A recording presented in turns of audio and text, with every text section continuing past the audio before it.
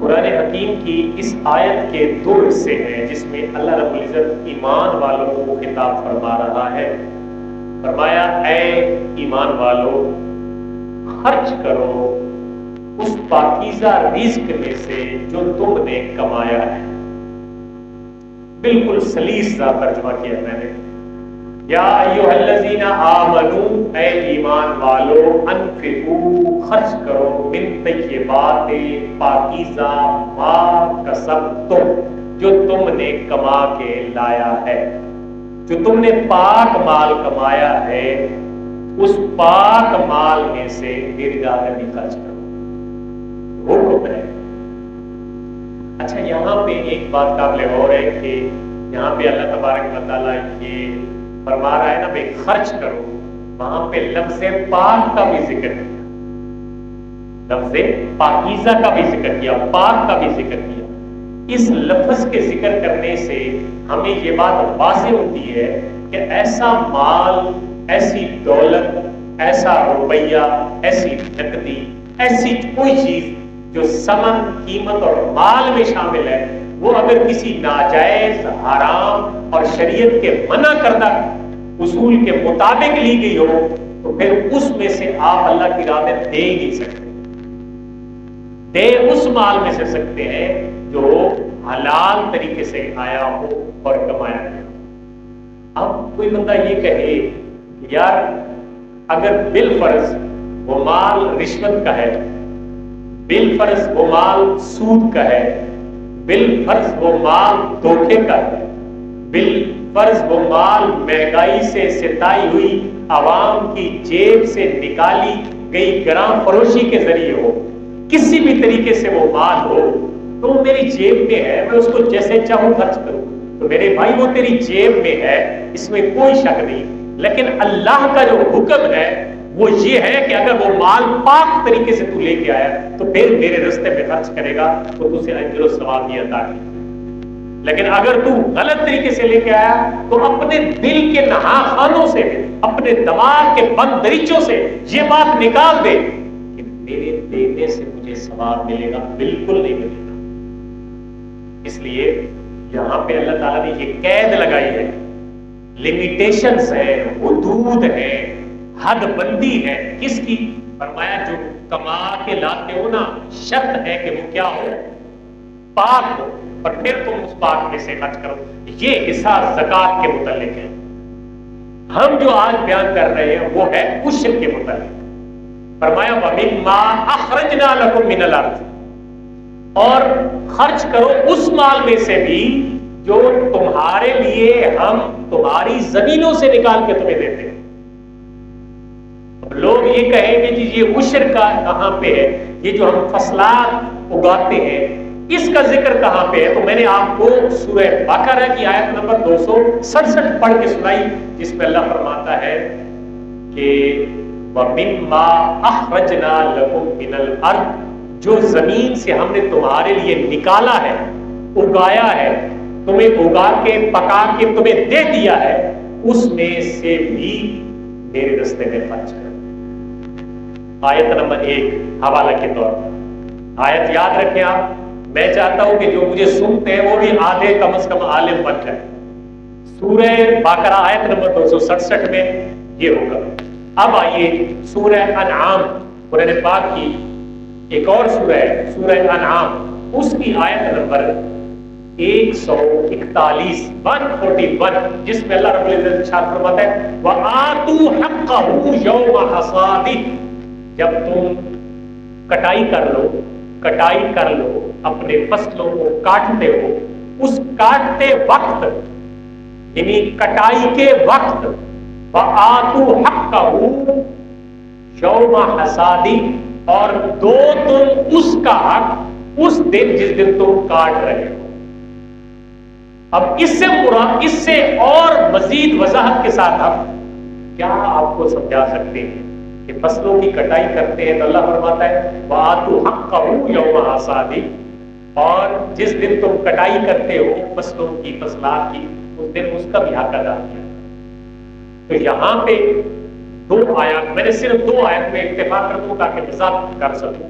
کہ دو صورتیں میں نے بیان کی ہیں. ایک اللہ فرماتا ہے وَمِمَّا أَخْرَجْنَا لَكُم مِّنَ الْأَرْضِ, جو زمین سے ہم تمہیں نکالتے ہیں, نکال کے دیتے ہیں, اس میں سے بھی خرچ کرو. اور دوسری جگہ اللہ سورہ انعام کی آیت نمبر 141 میں فرماتا ہے, کیا فرمایا, کٹائی کے وقت, کٹائی کے دن تم اللہ کا حق ادا کرو.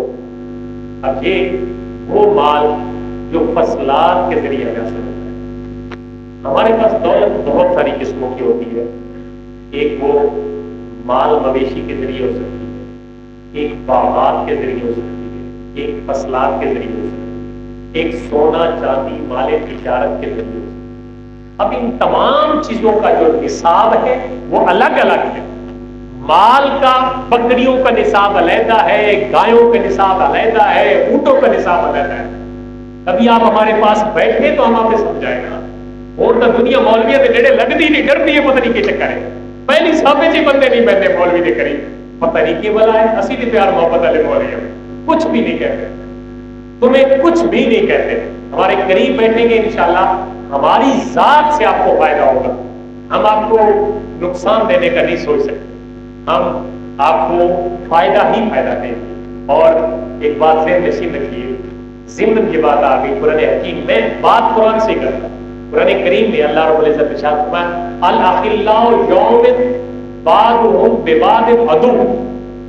آیت کی ترجمہ یہ ہے کہ قیامت کے دن کچھ دوستیاں ایسی ہوں گی دنیا والی جو قیامت کے دن ایک دوسرے میں دشمنی کی شکل میں بدل جائے.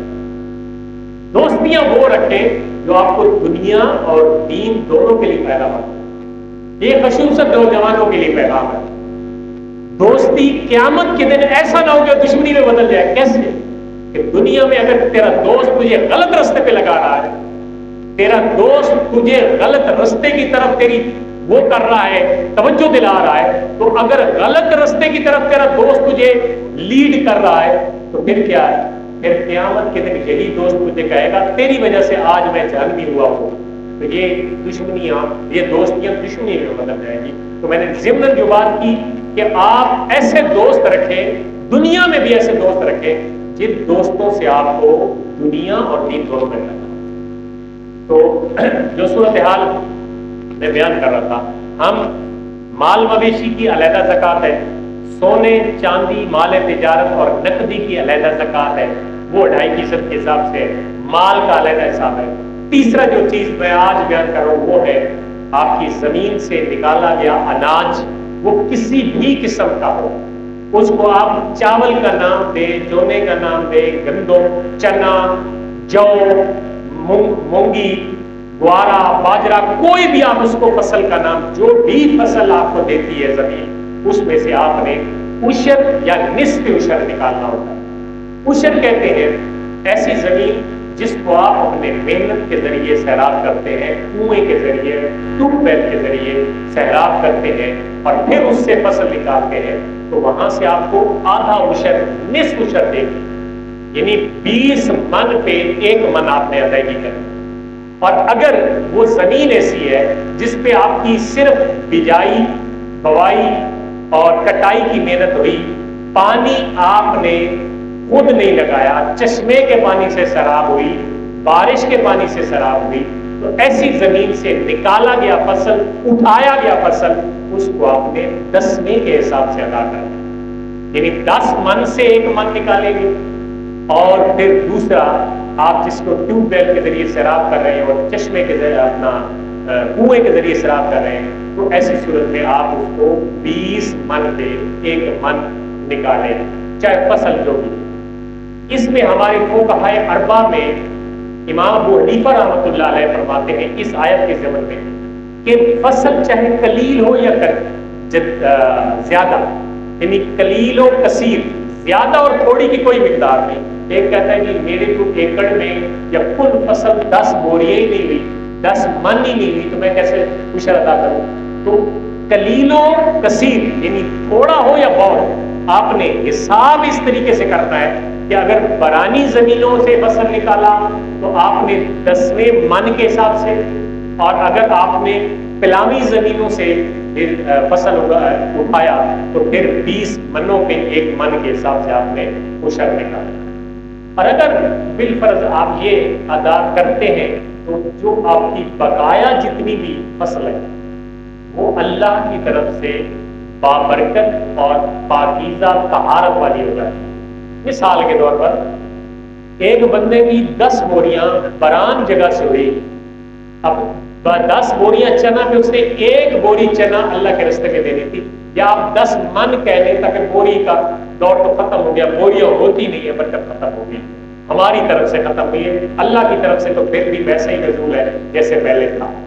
تو 10 من ہوئے، 10 منوں میں آپ نے 1 من دینا تھا، لیکن وہ 1 من آپ نے نہیں نکالا، کوئی شک نہیں، آپ نے وہ 10 کے من خود اپنے تصرف میں رکھے، خود اپنے استعمال میں رکھے۔ سنیے آپ، اگر وہ 10 من کے 10 من آپ نے تصرف میں رکھ لیے اور 1 من جو اللہ کا حق بنتا تھا آپ نے حقداروں تک نہیں پہنچایا، وہ 10 کے 10 من آپ کے ناپاک ہو گئے، وہ پاکیزہ نہیں رہے، وہ 10 کے 10 ناپاک ہو گئے۔ اور اگر ان 10 میں سے آپ نے 1 من اللہ کے راستے میں نکال دیا تو پیچھے 9 جو آپ کے حصے میں تھے وہ پاک ہو گئے۔ کتنی خوبصورت ترین ہمارا دین ہمیں سمجھاتا ہے طریقہ کہ آپ نے تھوڑا سا اپنے دل کو سمجھایا، آپ نے تھوڑی سی توجہ دی اس بات کے کہ یار 1 من اللہ کا حق ہے، میرا تو ہے ہی نہیں، آپ اس چیز کے مالک کیوں بنتے ہیں جو آپ کی ملکیت میں نہیں ہے؟ جو آپ کی ملکیت میں اس پہ تصرف کیجئے، اس کو استعمال کیجئے، پھر آپ دیکھنا ان 9 منوں کو برکت سے بھی اللہ تعالیٰ مالا مال کر دیتا ہے، اور آپ کے جہاں پہ غیر ضروری اخراجات تھے وہ بھی منیمائز اور کم سے کم اللہ کی طرف سے ہو جاتے ہیں، کیونکہ آپ نے اپنے رزق کو پار کر لیا ہے۔ اس لیے ہم یہ کہتے ہیں کہ یہ جو عشر ہے اس کو ہر صورت نکالا کریں، اپنے فصلات کو پار کریں۔ اسی وجہ سے ناگہانی آفات ہم پہ مسلط ہوتی ہے۔ ناگہانی آفات صرف اس یہ نہیں ہے کہ اندھیری آ گئی، اولے پڑ گئے، بے موسمی بارش آ گئی، یہ بھی ہے آفات اس صورت میں جب بالکل فصل تیار ہے اور کسان بیچارہ بس انتظار میں ہے کہ کٹ کے میں لے آؤں، یہ بھی ہے۔ لیکن اس کے علاوہ اور صورتیں ہیں، بے جا مقدمہ بازی اور ایسی مہلک بیماریاں جن کا تصور ہی بندہ نہیں کر سکتا، وہ بندے بلند کرتی ہیں۔ اولاد میں کوئی اپاہجپن آ جاتا ہے، نافرمان اولاد، لفنگی قسم کی اولاد آ جاتی ہے جو آپ کے روپے پیسے کمائی ہوئی دولت کو ایسے جناب شرابوں کبابوں اور ہوٹلوں اور اڈوں پہ اڑاتی ہے ناجائز کاموں میں۔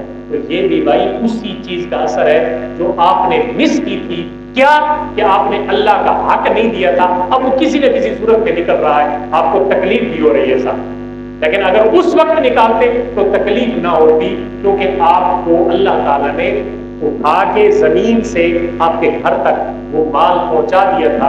اب آپ کی باری ہے کہ آپ کے ہاتھ میں جب آیا ترازو تو آپ نے کس حساب سے اللہ کی بارگاہ میں واپس کر دیا۔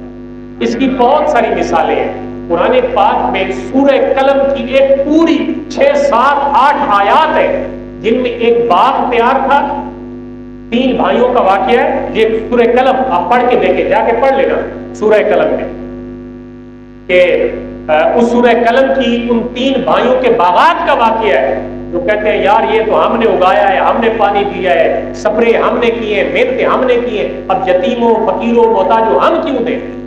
یہ نیت رکھی نا تو صبح پھل توڑنے کے لیے گئے، ایک ان میں سیاڑا تھا، وہ کہتا ہے نہ کرو، ایسا نہ کرو، کچھ نہیں بچے گا، ایسا نہ کرو۔ انہوں نے کہا کہ ہمارا اپنا مال ہے۔ جب یہ نیت رکھ کے صبح باغ میں پہنچے نا تو لَيَسْرِمُنَّهَا مُصْبِحِينَ، جب صبح پہنچے نا وہاں پہ تو دیکھا کہ جہاں پہ باغ تھا اور بالکل تیار تھا، اس کے پھل توڑنے تھے، وہاں پہ ایسا لگا کہ جیسے یہاں پہ باغ ہے ہی نہیں سرے سے۔ کون لے گیا؟ کوئی باغات اکھاڑ کے لے گیا؟ نہیں، اس کے فیصلے آتے ہیں۔ وہ ذات بڑی غفور رحیم ہے اور پھر اس کی پکڑ بھی بڑی سخت ہے۔ وہ بخشنے والی ذات، مہربان ذات بھی ہے، لیکن جبار و قہار بھی اسی کی صفت ہے۔ ہمیں جباری و قہاریت تو بھول گئی ہے، بالکل ہی بھول گئی ہے۔ جب بھی بولتے ہیں غفور رحیم بولتے ہیں، یہ شان اسے پیاری کی ہے، مخلوق بھی پیاری ہے۔ مخلوق کا بھی جو کوئی بندہ رقم ہونا چاہیے کہ نہیں، مخلوق جو کبھی اپنے رب کو کس سے بھی وقت راضی نہیں کرنا، ہر ویلے ناراض کرنا ہے. پھر مخلوق کا بھی حق بنتا ہے کہ کبھی کبھی اولے اس کے سر میں پڑے. ہونا نہیں چاہیے لیکن ہوتا ہے ایسے. اللہ تعالیٰ ہماری فصلوں میں برکت ڈالے اور ہم سب کو جو عشر کے احکامات ہیں ان کو صحیح طریقے سے اپنی فصلوں کو اس کو پاک کرنے کا اللہ تعالیٰ ہمیں جذبہ توفیق اور ہمت عطا فرمائے.